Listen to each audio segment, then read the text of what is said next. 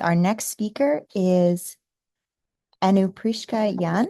We're discussing automating bumblebee tracking to study sublethal impacts of pesticides on behavior. Hi everybody. I glitched for a second. Okay. Hi everybody. My name is Anupreksha Jain, and I am a PhD student in the lab of Dr. James Krull at UW-Madison. And today I'm going to be giving a methodsy talk because the data is pretty recent and we're still working on data analysis um, on automating bumblebee tracking to study sublethal impacts of pesticides on behavior. So we use a lot of agrochemicals in agriculture to maintain agricultural productivity and protect our pests from devastating crop loss in instances of insect outbreak. But these protective chemicals can also be detrimental to beneficial insects that we care about, such as those that provide natural pest control services like ladybugs and decomposers in our soil, as well as pollinators. And these detrimental effects can be straight up killing these insects that we care about, or there can be sublethal impacts by making them act weird, such as not being able to protect themselves from the cold very well anymore, or having worse foraging efficiency. And these sublethal impacts can also lead to long-term detrimental impacts on population sizes and health. So one chemical that we use a lot in agriculture is imidacloprid. It's an insecticide. It's potentially the most widely used insecticide in the world, both for agricultural use as well as public health use. It's a neonicotinoid, which means it acts like a nicotine. It binds to a central nervous system receptor, and when given to an insect in large doses, can paralyze it or kill it. In bees and social insects, it's been known to disrupt flight, nesting, foraging, thermoregulation, and reproductive behavior, as well as it can exacerbate other stressors like heat waves. And so given the detrimental impacts that we know from neonics, there's widespread restrictions in many parts of the world, and there's also increasing insecticide resistance. And so in response to that, there are novel insecticides being introduced to the market, such as fluopyridifranor, which is a butanolide insecticide, and it has the same target site, and so it's also neuroactive, and we can expect it to have similar sublethal impacts as neonics. And it's not been in use for very long, like under a decade, but we have already had lab-based studies showing disruptions of learning in flight and nesting behavior. But we're still lacking field-based studies in a realistic community context and the underlying mechanisms of these disruptions in behavior, and then also studying behavior at like an individual bee behavior level. And so we did this study with the common eastern bumblebee. We obtained commercial colonies from Coppert, and then from each colony, I made 3 microcolonies with 20 individually tagged workers.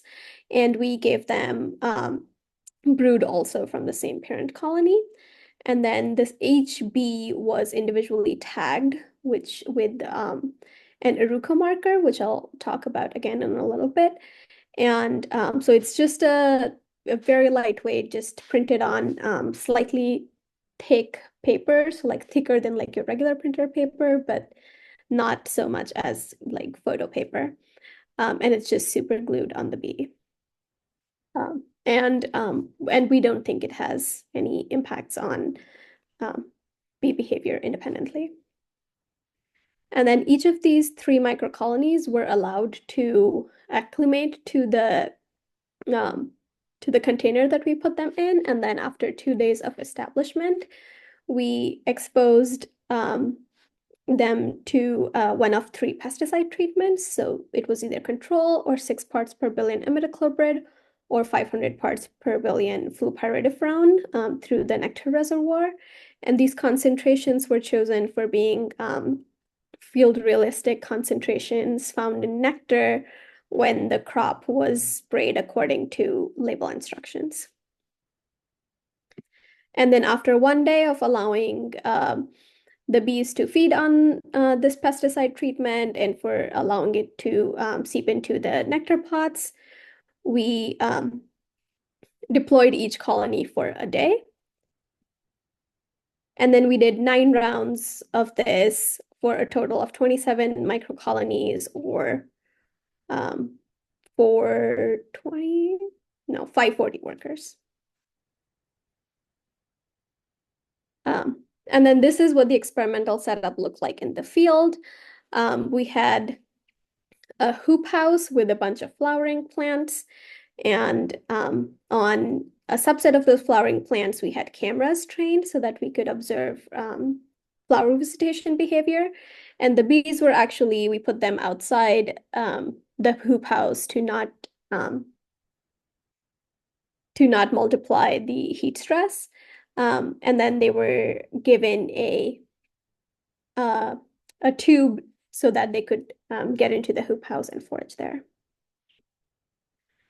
So I'll quickly talk about the Bumble box. It's a technology that was developed in our lab by another grad student, and basically it's comprised of laser cut, like custom laser cut and 3D printed parts. But all it is really is just a box that we put our bees in, and then there's a camera on top over here that's recording a top-down view of the nest at all times. So that looks like this with the brood and the nectar pots, and we yeah, and then so just zoomed in a little bit, and from the tags we can identify each worker through the video. And so this camera was set up to record a 20-second video every 5 minutes. We didn't do a continuous recording, mainly just because of like data storage constraints. Then on the entrance to the Bumble box, we had this camera that was recording a top-down view of the entrance, and this one was set up to capture an image every time it observed any movement in the tunnel. And so we used this to see every time a bee entered or exited the nest, and then use that to calculate foraging activity. And then from the floral visitation cameras, we got videos like this. And so these cameras were also connected to a Raspberry Pi, which was running an iNaturalist trained algorithm, and it was set to capture a video every time it observed an insect in the frame. And then on all of these 3 data streams, so in-nest recordings and the foraging tunnel activity and the flower visitation cameras, we collected all of that image and video data, and then post hoc, we run tag tracking. And so we used Aruco markers, which are widely used in like various computer science applications. And there's a very robust open source support network for these. So we didn't have to develop that in-house. And so again, as I said, this data is very new, so I'm going to present some like preliminary results that I have so far. And so the first thing is that we observed that imidacloprid suppresses in-nest activity across the board. And so activity is defined as how often a bee is observed moving.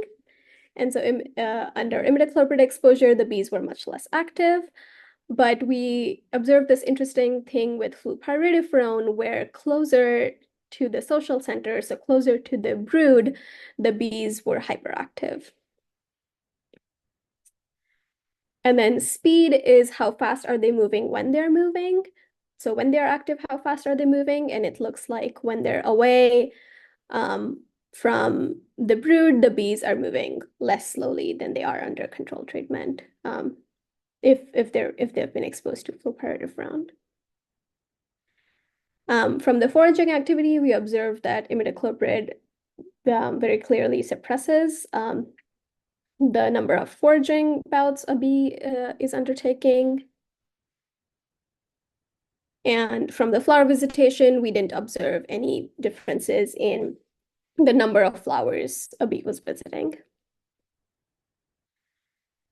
And so on a very basic level, it looks like imidacloprid is suppressing in-nest and foraging activity at 6 parts per billion, while fluparitiprone seems to be stimulating on brood activity at 500 parts per billion. And so the second part of the result is obviously contrary to what we might expect, but we don't know what the higher activity means. Like, are they engaging in like brood care behavior, or are they sort of just going haywire? So that's something that I'm going to look more into.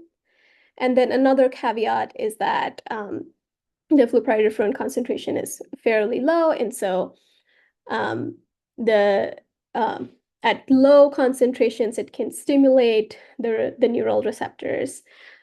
So that's also we didn't compare multiple concentrations in this study, so that's hard to say, but that's something that might be happening.